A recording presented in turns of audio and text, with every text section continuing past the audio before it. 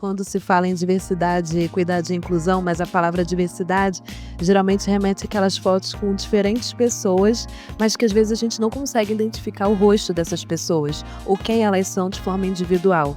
Então, quando a gente consegue ouvir novas narrativas, novas não, narrativas que não eram ouvidas antes, é muito importante, né, para a gente construir um processo de inclusão. E a normalidade tóxica é isso, você vai fazer um programa, então, inclusivo, a educação inclusiva não é fazer um programa específico para pessoas com autismo, com síndrome de Down.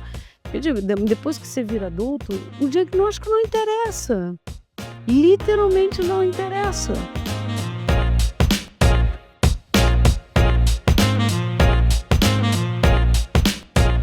Sejam bem-vindos e bem-vindas ao podcast Formação para Educadores. Esta iniciativa integra o programa Formação para Educadores Firjan-SESI, que oferece cursos de formação continuada, Aquários Edu e o Encontro de Educadores. Agora com o podcast, temos mais um espaço para a troca de ideias e inspiração, pensado especialmente para você. Antes de começarmos, não esqueça de acessar a plataforma de conteúdo da Casa Firjan e o Instagram. Anota aí, @Casa Firjan. Eu sou o Giovanni Baroni, analista de inovação educacional aqui da Casa Firjan. Sou um homem branco, visto uma camisa azul marinho, tenho óculos preto, redondo, e aqui atrás, no cenário, nós temos um livro, vários livros, na verdade, com uma estante de madeira. É um prazer ter vocês conosco. E aqui agora comigo tem uma convidada especial como host, que é a Suzana, que vai falar um pouquinho dela. Eu sou Suzana Figueiredo, atuo hoje como consultora em educação, em diversidade, equidade e inclusão, nome longo, na diretoria de educação e cultura na Firjan. Hoje eu visto uma camisa sem mangas, bege, e um colar com uma pedra rosa clara. Tenho cabelos cacheados, longos e bem volumosos, sou uma mulher branca e tenho um sorriso muito simpático. Então agora eu gostaria de convidar as nossas convidadas, né, para fazer a autodescrição também. Pode começar, Flávia. Olá, eu sou Flávia Pope, eu sou diretora do Instituto JNG, sou uma pessoa de pele morena, cabelos grisalhos, autênticos. Estou usando uma camiseta preta também sem manga, né? Tá um calor danado no Rio, e um colar cor de prata e brincos de argola. Bia. Olá, tudo bem? Eu me chamo Bianca, Bianca Evangelista, mas pode me chamar de Bia, se sintam à vontade. Eu sou uma mulher negra, eu uso meu cabelo crespo amarrado em um turbante estampado, vermelho, branco, azul, com alguns detalhes. Uso uma camisa bufante de mangas, uma camisa branca de mangas compridas, com alguns detalhes embabados. Eu também sou professora e sou uma mulher autista. Perfeito. E hoje vamos debater um assunto especial e muito importante para a educação, que é a educação inclusiva, rompendo a normalidade tóxica. Você já ouviu o conceito de normalidade tóxica? Já refletiu como a educação inclusiva pode transformar a sua escola?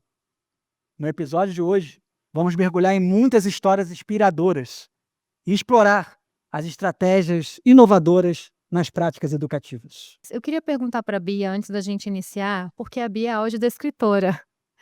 Qual é a importância para que a gente faça nossa autodescrição? Qual a importância dessa autodescrição?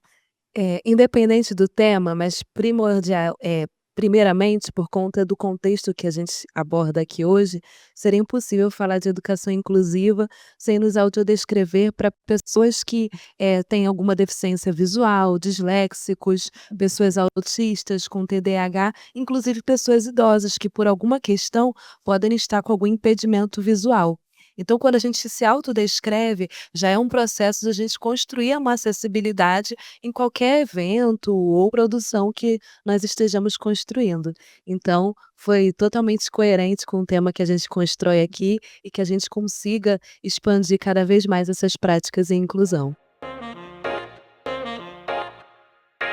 E aí eu queria pedir para vocês contarem um pouquinho dessa trajetória, né, como educadoras, como pessoas, pra gente. Isso é muito bacana, porque toda vez que a gente fala de diversidade, equidade e inclusão, eu sempre escuto a pergunta assim: o que é diversidade, equidade e inclusão?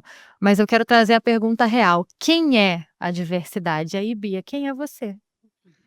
É muito bom, né, porque quando se fala em diversidade, equidade e inclusão, mas a palavra diversidade geralmente remete àquelas fotos com diferentes pessoas, mas que às vezes a gente não consegue identificar o rosto dessas pessoas, ou quem elas são de forma individual.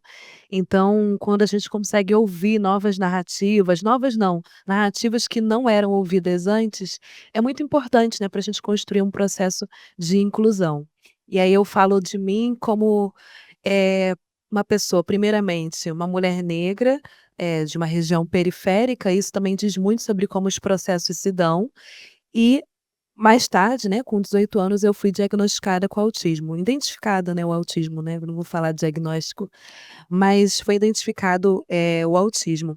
Assim, a gente percebe, né, a nossa diferença entre a nossa essência e como o mundo se comporta, e o meu funcionamento, isso aí eu sabia. Falar assim, das grandes dificuldades, das questões que eu tive, acho que seria algo muito complexo de dizer. Mas assim, levei uma vida comum de como outra criança, as questões que me atravessaram não foram a respeito do meu autismo, foram muito mais questões sociais do que questões que estavam intrínsecas a mim, à minha identidade e à minha condição. Então, viver uma vida normal, o que seria normal, né, mas uma vida comum à das outras crianças, uma vida comum dos outros, colegas de escola, mas atravessada por situações que hoje eu enxergo que não era o meu autismo que estava sendo colocado à prova, mas sim, é o nosso contexto social.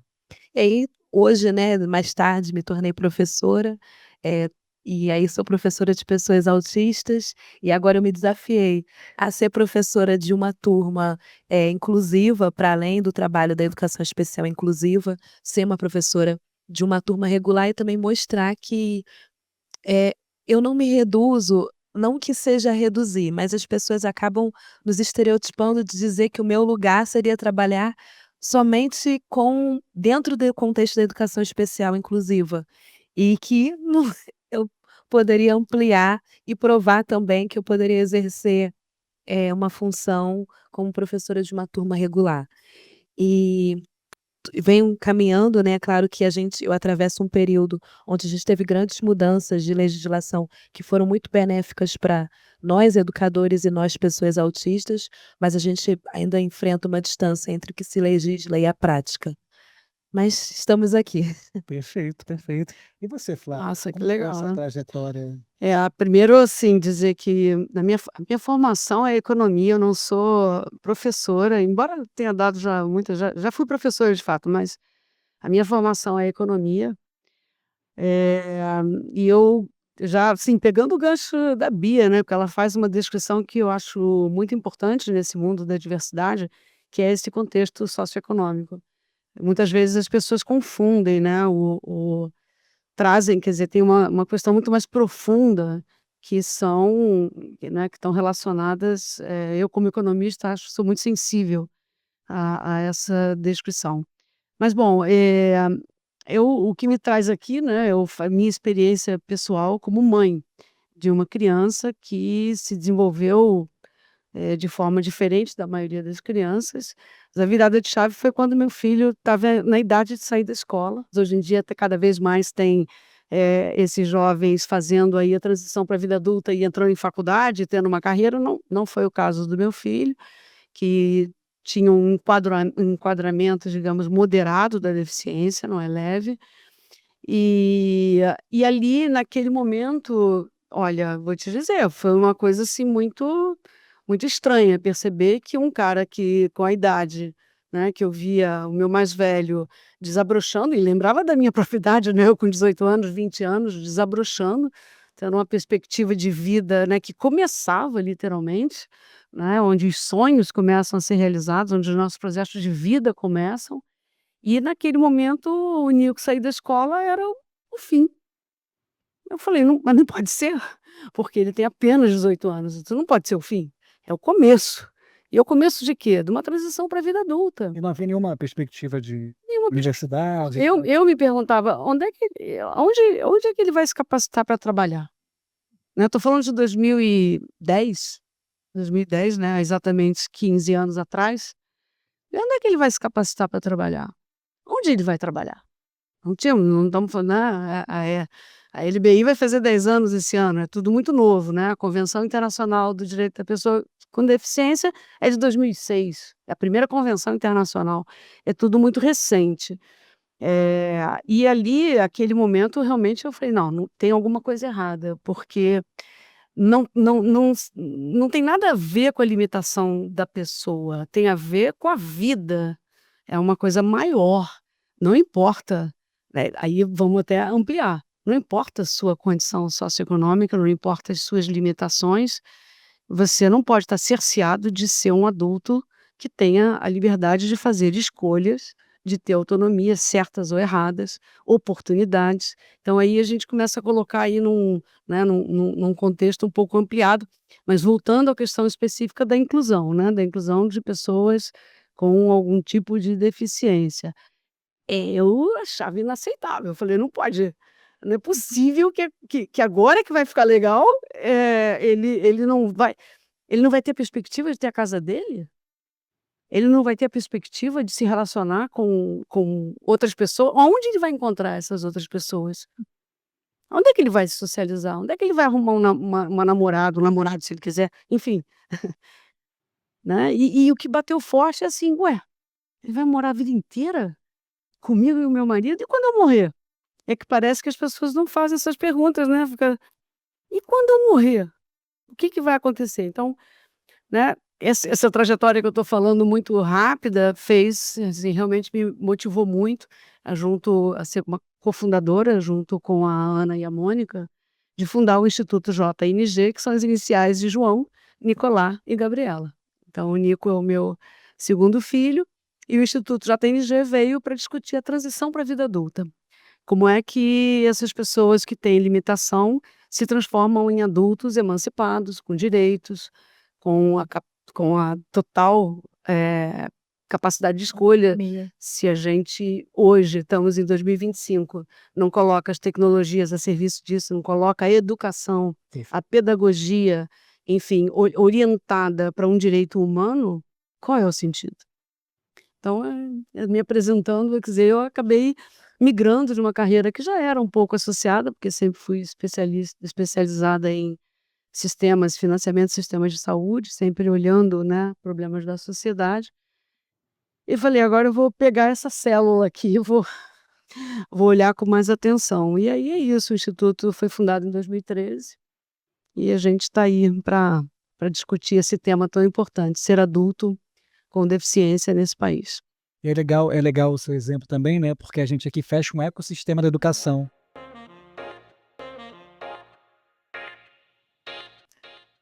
Agora a gente vai para um momento que a gente chama de desenhando o quadro, né, e a ideia é a gente desenhar um pouco essas práticas da sala de aula, né, desenhar um pouco a realidade da educação, né. E aí eu queria citar um pouco a Silvana Matos, que é um livro ali, Alunos com Deficiência, que ela faz um pouco desse desenho histórico da educação inclusiva, né.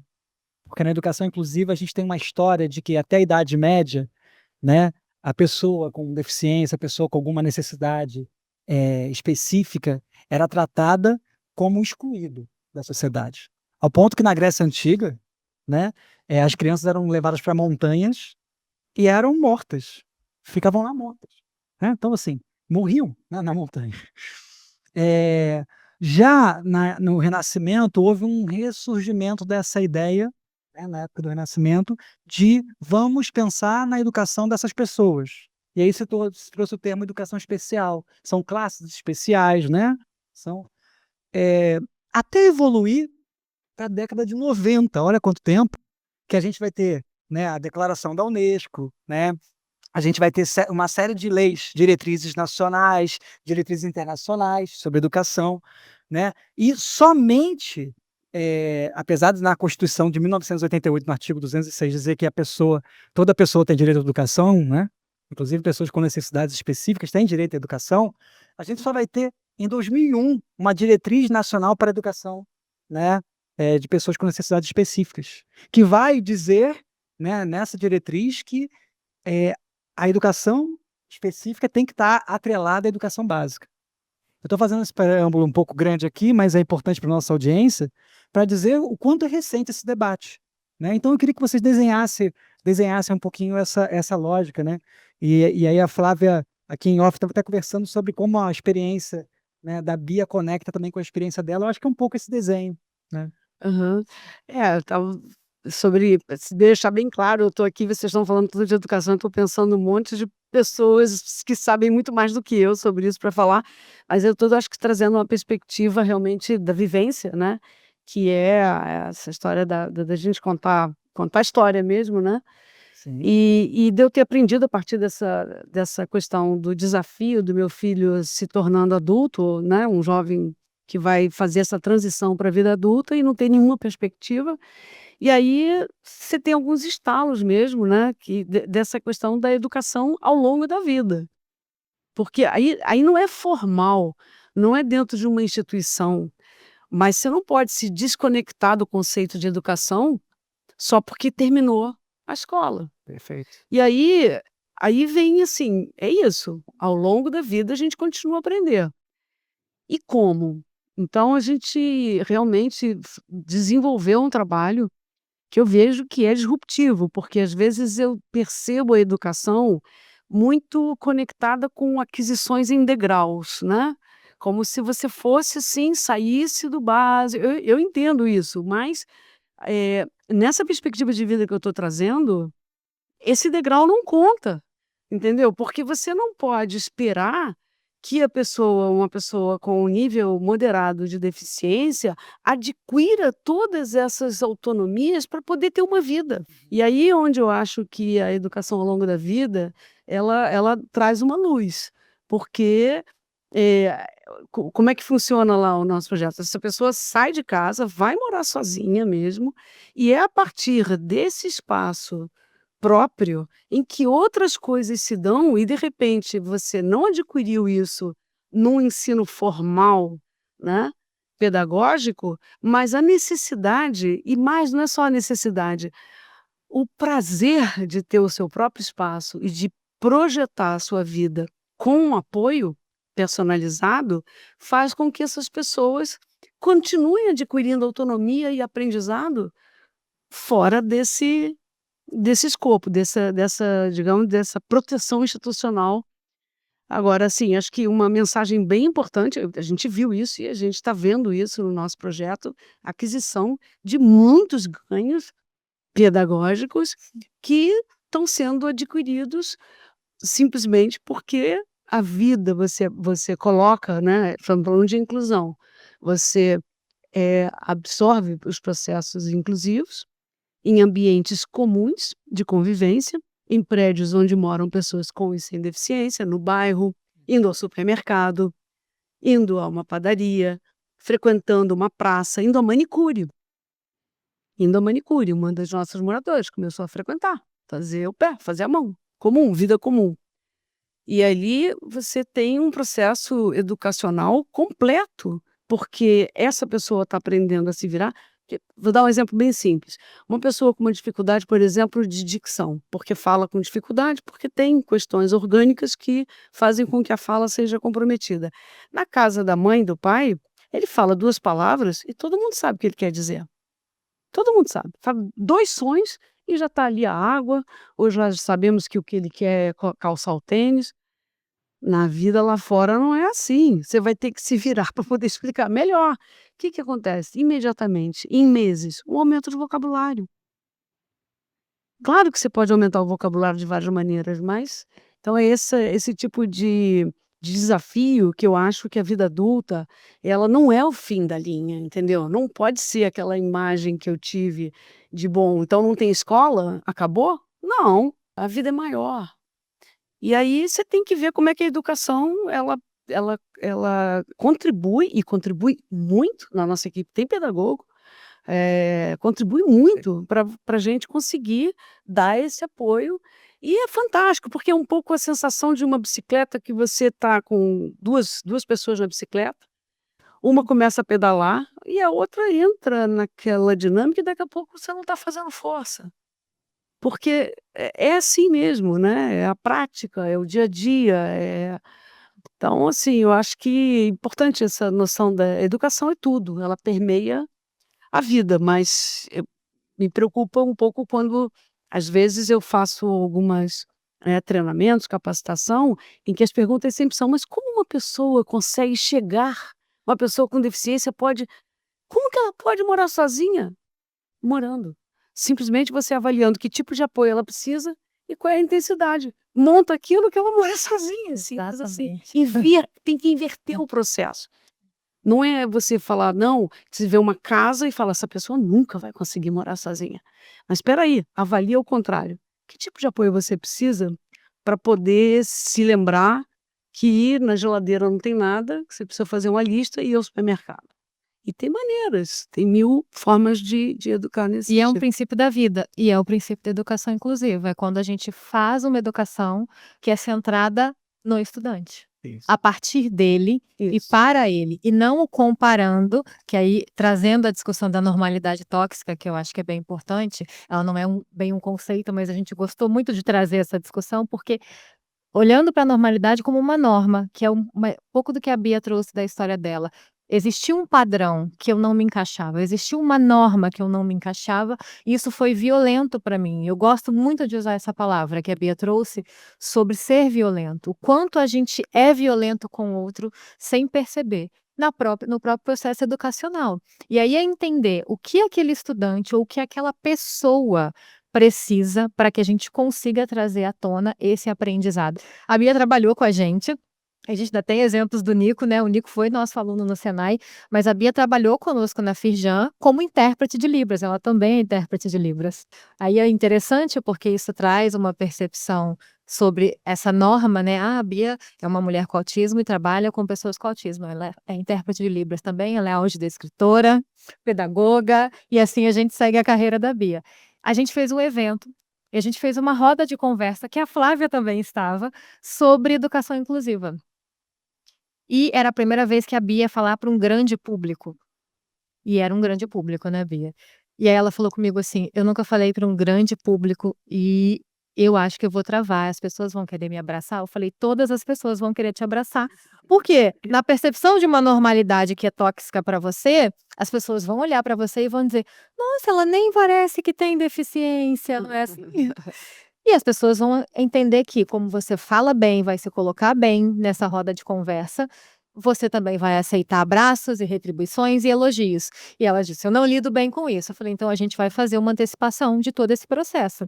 E a gente fez toda uma antecipação em vários acordos, eu e Bia. A Bia foi antes para o local do evento, de manhã com o evento montado, percebeu o ambiente, viu onde ela gostaria de sentar, e aí a gente já organizou as zonas de escape. E aí foi tipo assim: "Su, quando eu estiver, assim, cansada, aquilo for, assim, muito para mim, o número de estímulos e eu for me desregular, eu estou escondida no banheiro lateral. Me busca lá." Beleza. "Ó, eu vou te dar uma olhada, você me busca ali no meio daquele grupo." E a gente fez ali alguns acordos e acho que funcionou. Deu certo, funcionou. Eu acredito que é isso, né, a gente às vezes pensa no processo inclusivo como algo muito complexo, mas é muito mais sobre a gente construir humanizações, né, construir práticas humanizadas e estar centrado no outro. Porque é um desafio que a gente enfrenta, eu enfrento atualmente, até por conta, da demanda, eu sou professora de escola pública. Então, não é porque eu sou uma profissional da inclusão, uma trabalhadora da acessibilidade que eu não erre. Às vezes, por conta do próprio sistema, eu me vejo em situações onde eu mesma estou tendo uma prática um não tanto inclusiva com os estudantes por tentar, eh, colocá-los e encaixá-los dentro de um padrão já imposto. Você pode dar exemplo? Ai, por exemplo, às vezes eu me pego dando uma fiscalizada, assim, no caderno das crianças. "Vocês não estão co" Olha, e assim Excelente. e aí você vai começar a compreender que às vezes, claro, né, tem que haver formas de avaliar, né, a gente tem que se organizar, tem que haver um planejamento, mas assim, às vezes a gente identifica que a gente cobre que o aluno faça algo dentro de um determinado tempo. E um tempo que eu planejei deu para 25 pessoas, isso não faz sentido. É muito comum, às vezes a gente faz um planejamento e coloca os alunos coloca os estudantes dentro de um sistema que eu imponho que eles concluam toda aquela atividade de um grupo num tempo único. Isso é, assim, tão dicotômico e incoerente, porque a gente pensa não só na educação inclusiva, mas na educação como, de forma ampla, porque a gente não está trabalhando não é assim, não são peças Sim. dentro de uma engrenagem. Então, assim, nós estamos trabalhando com humanos. E aí eu sempre sou colocada à prova, porque é incoerente, porque eu sou uma pessoa autista que tem um tempo diferenciado para realizar algumas atividades, e aí eu me vejo colocando grupos de estudantes fazendo tudo dentro de um tempo único. E aí eu tenho pensado e inclusive, nesse período pensei bastante que outras estratégias eu poderia delinear para tentar alterar isso, né. Claro que hoje em dia existem hoje não, né, já há um tempo, votação por estações, que são Isso. metodologias que são inclusivas, porque elas permitem que os estudantes se organizem. Também identificar grupos, né, pessoas que possam fazer monitoria entre os pares. Então a gente vai pensando nessas estratégias e que elas são realmente possíveis. Porque enquanto educador a gente precisa, claro, idealizar o que a gente quer enquanto educação inclusiva, mas a gente também precisa pensar em práticas que sejam sustentáveis na sala de aula, porque senão é muito frustrante. O trabalho do professor, do educador, dentro da escola e fora, é muito frustrante. E o que a Flávia falou antes sobre a escola e realmente o processo da gente não dar conta. Eu passo por um processo de luto, porque às vezes, muitos estudantes, eles às vezes o que que vai acontecer depois? Ah, E aí quando eu vejo que eles finalizaram um ciclo e eles têm um nível de suporte, de autossuporte, né, eles precisam dessa continuidade, desse aprendizado ao longo da vida e que a gente ainda há uma carência, né, de ah, instituições como o JNG dentro das cidades, assim, que consiga, né, ampliar ah. cada vez mais. E a gente como que vai ser possível? O que a gente faz? E eu vivo muitas vezes esse processo do luto com essas famílias, porque eu pergunto como que o fulano está, como que ele e assim, o que isso faz depois? É Então a muita gente angústia, é, é muita é angústia. muita angústia. E Flávia, antes você falou assim, né, a escola não dava suporte. Hoje você é professora dessa escola, É, né, que dessa coisa escola formal que não que te dava legal essa suporte, experiência, né. e você fala que às vezes você faz aquilo que aquela escola fazia, e você enquanto professora, você tem um suporte de formação continuada, que melhor do que antes você avalia ou não? Ou você acha que isso ainda é um desafio em relação à sua questão de inclusão, Sim. né, mas a questão dos seus alunos também. Então você enquanto profissional da educação, né, porque ela falou da educação ao longo da vida, Ao longo da você tem esse suporte que você tanto ansiava quando era aluna? É, só por pares que têm esse olhar humanizado, né, então as pessoas já identificam na escola tem uma sala de recursos, e às vezes eu peço um horário para mim, porque eu falo: "Gente, eu preciso ir para lá, para poder me regular". A gente falou sobre formação continuada, eu vou colocar assim, eu sou ativista sindical, né, então é uma das grandes lutas também nossas enquanto, na nossa luta pela categoria, né, de professores, de educadores como um todo dentro da escola. A gente, mesmo nas formações que são oferecidas, elas têm um olhar extremamente, padronizado sobre a pessoa com deficiência. Isso de pesquisadores que atuam com pessoas com deficiência. Uma norma tóxica. uma norma Tóxica. tóxica. É. Então, sobre como que esse estudante parece que eles colocam um padrão de como o estudante com deficiência ou com alguma necessidade educativa específica se comporta ou deveria se comportar. Então, eu fico olhando para aquilo e dentro de uma realidade de uma escola plural, com desafios, tem questões socioeconômicas que perpassam, né, a escola, tem os desafios estruturais que permeiam a escola, então às vezes não está ligado diretamente aos desafios da inclusão, mas ligados, por exemplo, que você vai ter um estudante com deficiência, uma pessoa autista que vai entrar em crise, porque não tem ar-condicionado. Então não é uma questão tão, né, porque qualquer pessoa vai ficar passando mal num calor que a gente tem no Rio de Janeiro, enfim, nesses últimos tempos, por conta da falta de ar-condicionado, são questões estruturais. E aí você tem informações que são totalmente incoerentes e distantes dessa realidade e também distantes do papel, distantes da pluralidade, porque a escola é muito plural, né, eu acho que é um ecossistema, assim, que eu sou apaixonada, porque é muito plural, são as diversidades ali pulsando, principalmente entre os adolescentes, né, e as crianças também. Então a gente ainda enfrenta esse desafio. Quando há formação, ela não contempla toda a riqueza que na escola habita. E quando falo, né, eu uma professora, autista, que trabalho com pessoas autistas, que trabalho com inclusão, é um desafio ser compreendida, porque se espera que eu performe de uma determinada forma.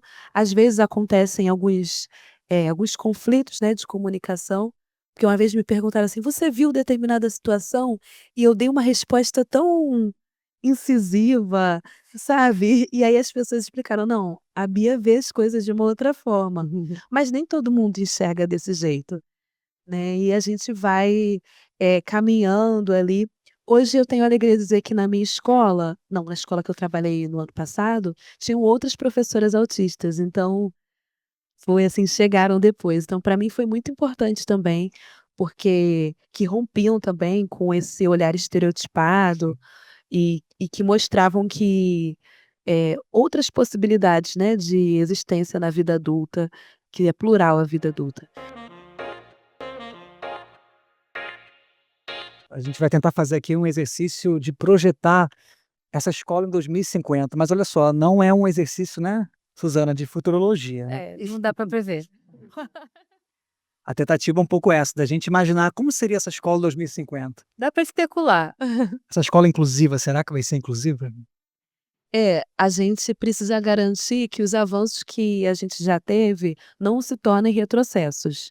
E aí isso é um Se per compromisso coletivo. É isso E aí. aí 2050 são 25 anos, então assim, são anos que todos nós, é um período que todos nós precisamos assumir esse compromisso presente de encarar essa luta. Então, é isso, garantir que não hajam retrocessos e também pensar, né, que a gente vive conjunturas, elas são instáveis, e essas conjunturas estáveis a nível mundial, nacional, podem também impactar nos processos de inclusão. Mas é importante, né, que quando a gente compreende que precisam haver políticas públicas para a educação inclusiva, precisa haver mudança de paradigma constante frente à realidade atual e futura, e todos nós assumindo esse compromisso de garantir que esses avanços não se tornem retrocessos, eu vejo um futuro positivo. Mas é isso, tem que haver esse "se", para a gente não achar que, diversidade e É. equidade e inclusão já está justaposto aqui e pronto. Hum. Não, a gente está falando de humanos e processos que são muito instáveis dentro da sociedade, né. Inclusive que neste momento exato está sob ameaça. Exato. Então, também, já pegando aqui o gancho, eu tenho uma vida, acho que espero que 2050 a gente de fato esteja falando de escolas que estimulam, né, a individualidade, a tolerância, a importância de sabermos conviver entre humanos, mas que tenham valores humanos aí consolidados. E eu concordo, a gente tem aí um desafio nos próximos 25 anos muito grande de assegurar esses valores. Eu acho que esse é que é e que não está a ganho. E Que Até você não porque esquece. a gente está falando de garantia de direitos. É. E é um ponto que parece que é dizer o óbvio, mas é o que precisa ser dito. Quando a gente fala de educação inclusiva, não só de educação inclusiva, mas de inclusão da pessoa com deficiência na sociedade, a gente está falando de garantia de direito. É direito adquirido. A gente não faz, a gente não luta por isso porque a gente acha bonito, porque a gente está fazendo caridade, não. Porque, ai, tadinhos, eles precisam. Ai, você vai para o céu fazendo isso. São tantas falas capacitistas que a gente escuta. E aí, trazendo o conceito de capacitismo, é o questionamento ou não reconhecimento da capacidade de uma pessoa com deficiência, mas no ponto para dizer que a gente não faz isso porque a gente é legal, a gente faz isso porque isso é direito. E acho que tem que também ter uma consciência de que existe um movimento. Tinha antes, tem agora e terá um depois.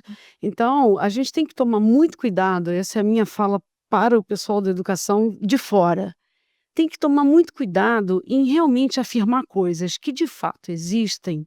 Por exemplo, muito bonitinho essa educação inclusiva, mas o fulaninho não aprende nada, né? Você bota ali na escola e ele simplesmente vai estar ali, vai passar, porque ok, não, os professores não estão preparados. É verdade, mas a fala, quando essas falas, elas barram o movimento, quando elas absoluta. atravancam o movimento, tem que tomar cuidado. Porque, de fato, é verdade, a gente pode contar vários casos de que a inclusão não se dá da melhor maneira possível. O meu filho não está aprendendo nada porque a professora. Ok, mas você está num movimento, numa tendência, e cuidado com essas falas. Cuidado com as falas que anulam e impedem, atravancam mesmo, né? Botam uma engrenagem ali num movimento que é o 2050. O que a gente quer como sociedade? Tá perfeito? Não, você vai dar, tá bom, os seus exemplos são todos, mas é muito melhor, eu vejo famílias falando isso. O meu filho não vai aprender nessa escola, eu vou colocar numa escola especial. Mas cuidado com o que essa afirmação impede em termos de tendência e evolução da nossa sociedade. Nós estamos em movimento, não acabou, não está perfeito, não é o ideal, mas cuidado como você se coloca. E não E se existe o posiciona. mundo encantado da educação inclusiva. Não. Porque existe uma idealização de que vai ser mágico, você vai fazer E aí não inúmeras funciona, adequações, não exatamente. funciona. E a escola vai ter vários cursos que ela vai. Meu medo, O Suzana, momento pode não funcionar. meu medo é isso, é anular, porque a gente sabe que não funciona.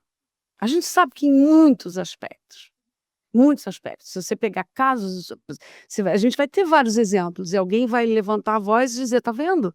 Mas, gente, não faz isso, porque ao levantar essa voz, impede que o nosso movimento avance num sentido que é o ideal. O ideal não existe, mas a gente vai persistir, vai entender que lado que você está. Porque se a gente ficar martelando no que não funciona, nunca vai funcionar. Então, os professores não estão preparados? Preparem-se. Preparem-se, porque nós não vamos ceder. Exatamente. É caminhando que você faz o caminho, né? Isso aí é em processo. Vamos fazer uma brincadeira agora, né? Um bate-bola. Um livro que precisa ser lido. A Constituição e todas as leis que dizem sobre inclusão. Eu fiquei pensando sobre livros, mas para mim são esses, porque se você é educador e quer se posicionar, quando você sabe o que é legal, o que está colocado, você consegue se posicionar de forma mais eficiente. Então, para mim, LBI, LDB, tenha isso na cabeça. Perfeito. Para você, Flávia. Olha, para mim foi muito importante ler sobre o modelo social da deficiência, né? Porque você desloca a visão médica para um modelo social e agora, assim, migrando para o modelo de direitos humanos. Então, assim, são 3 modelos: o biomédico, o social e o livro do Michael Oliver, esse autor, ele abriu muito a minha cabeça, que é o modelo social. E agora eu estou mais voltada para né, a deficiência vista sob direito humano, sob a ótica do direito humano. Então, para mim, o livro do Michael Oliver sobre o modelo social da deficiência é uma leitura necessária. Aí eu já emendo um filme que precisa ser visto. Então, o filme, eu até, assim, eu acho que também nessa linha do movimento social é o Crip Camp, que é um documentário que fala um documentário imperdível, tem Netflix, que fala sobre né, a força mesmo do movimento de luta pelos direitos das pessoas com deficiência, que começou nos Estados Unidos, e a gente tem, nesse mesma época, um paralelo, que é o começo da luta pelo direito da pessoa com deficiência no Brasil. Eu tive o prazer de entrevistar, por conta do Crip Camp, a nossa querida Lília Martins, que já nos deixou, faleceu alguns meses depois dessa entrevista. E assim, o nosso movimento, como né, a Bia estava falando, a gente tem que agradecer muita gente que abriu esse caminho para a gente estar aqui falando sobre isso. Eu escolhi um filme clichê que é como Estrelas na Terra, Toda Criança é Especial, porque é um filme muito poético, sabe? Tem assim, cenário incrível, acho muito linda a gravação, e eu me identifico muito naquele papel, tanto do aluno quanto do professor, né, dos personagens. Então, é um filme que eu apresento para todos os meus amigos, marco de assistir juntos, a gente conversa. E dá para ver várias E vezes. dá para ver várias vezes. Então, é o filme que eu indico. Um perfil a ser seguido. Então, lá em Niterói tem uma economista, ela é mãe de 2 autistas, 2 jovens, que é o Maninhos TDL. E aí eu acompanho muito, porque ela sempre traz o aspecto da vida de pessoas com deficiência, com recorte socioeconômico, uma mulher negra, e que a gente troca, inclusive até por ela ser da minha cidade, a gente se conecta, né. Então eu gosto bastante do perfil dela. Perfeito. E você, Flávia? Eu não vou poder deixar de dizer que o perfil a ser seguido é do Instituto JMG, porque é ótimo, a gente está lá fazendo um trabalho que vale a pena seguir. Perfeito. Ela Uma tecnologia. É PECS, o programa para comunicação alternativa, porque é muito usado para alunos não, pessoas autistas não oralizadas. Então eu acho uma ferramenta incrível para a educação, e para a educação dentro e fora da escola. Eu acho que é a tecnologia, assim, que eu sou apaixonada. Eu acho que de qualquer tecnologia assistiva, né, que é o nome que se dá para poder ajudar as pessoas a terem uma vida autônoma e independente. E existem inúmeras. Aqui no Brasil a gente ainda está um pouco atrasado nisso.